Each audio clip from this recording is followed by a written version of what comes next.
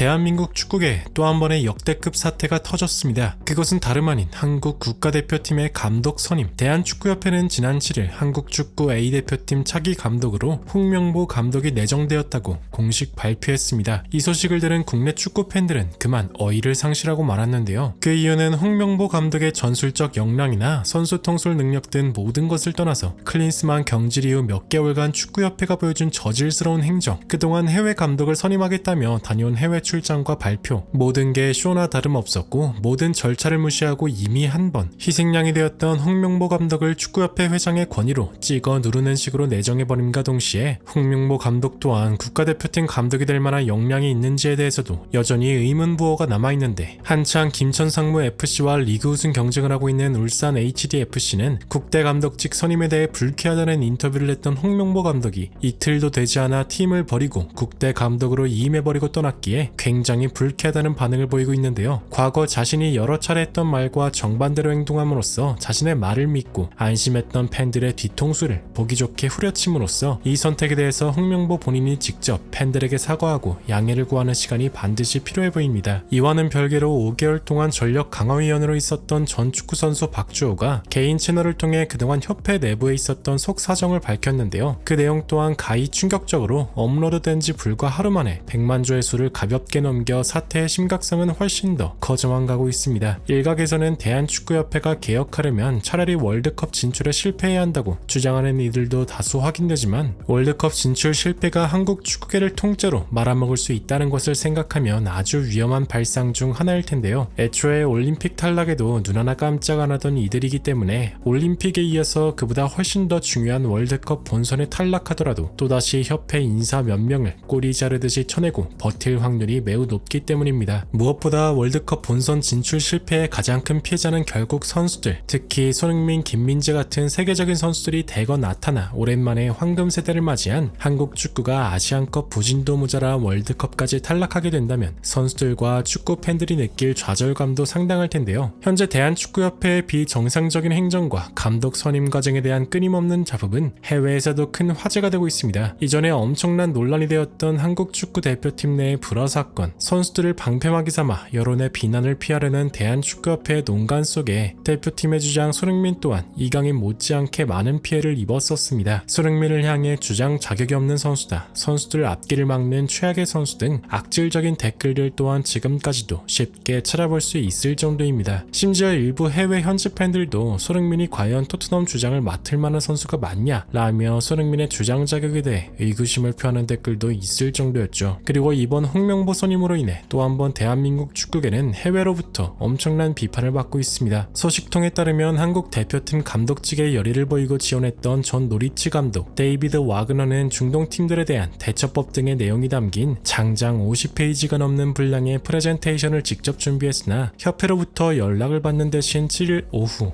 홍명보 감독이 대표팀 감독으로 내정됐다는 소식을 접했습니다. 와그너는 우리가 선임되지 않을 수 있지만 후보자에게 사전 통보 없이 다른 감독 선임을 발표하는 경우가 어디 있냐며 발끈한 것으로 알려져 있는데요. 데이비드 와그너 감독의 에이전트는 위르겐 클럽의 에이전트이기도 한 마크 코시케인 것으로 잘 알려져 있습니다. 이러한 분위기 속에서 토트넘에서 포착된 한 장면이 현지 팬들 사이에서 엄청난 화제가 되고 있는데요. 그것은 다름 아닌 토트넘 주장 손흥민을 향한 사랑. 토트넘은 지난 8일 구단 공식 SNS를 통해 그가 돌아왔다라며 손흥민이 클럽에 복귀한 사실을 알렸습니다. 국가대표팀 일정이 없는 아시아 최고의 축구 스타 손흥민은 한국에서 휴식을 보낸 후 8일 토트넘으로 복귀했는데, 기다리고 있었던 건 동료들의 영상 편지였죠. 손흥민은 토트넘에 들어와 준비되어 있던 박스를 열더니 파란색 풍선이 등장했고, 이후 팀 동료들도 하나둘씩 등장하며 주장 손흥민의 생일에 축하 메시지를 전했는데요. 메리스는 생일 축하해 소니, 멋진 하루 보내, 사랑해 라고 인사를 건넸고, 이외에도 프레이저 포스터, 베르너, 페드로 포르 등등 거의 모든 팀 동료들이 손흥민을 향해 아낌없는 애정을 표현해 주었습니다. 손흥민 또한 정말 감사하다, 하지만 훈련이 기다리고 있다라며 감사를 표하면서도 훈련을 준비해야 한다는 주장다운 반응을 보였는데요. 하지만 이게 끝이 아니었습니다. 프리미어리그 공식 계정은 손흥민이 2015년부터 현재까지 뛴 사진들을 모아 교차 편집해 멋진 골 장면, 그리고 트레이드 마크가 된 찰칵 세레머니를 모아 영상으로 만들어 손흥민의 생일을 알렸으며 최고 최고로 멋진 사람이라는 코멘트를 달기도 했습니다. 손흥민이 이전에 뛰었었던 분데스리가 또한 손흥민의 사진을 게시하며 손흥민의 생일을 축하하는 모습을 보였는데요. 또한 부주장 메리스는 따로 인스타그램 스토리를 통해 내가 말했던 것처럼 난 당신을 매우 끔찍히 사랑한다라며 그 누구보다 젊고 우수하고 최고로 멋진 32세라고 손흥민의 기량을 칭찬하기도 했습니다. 오랜만에 팀 동료들과 재회한 손흥민은 환하게 웃으며 누구보다 밝은 표정으로 프리시즌 훈련에 참여한 것으로 확인되는데요.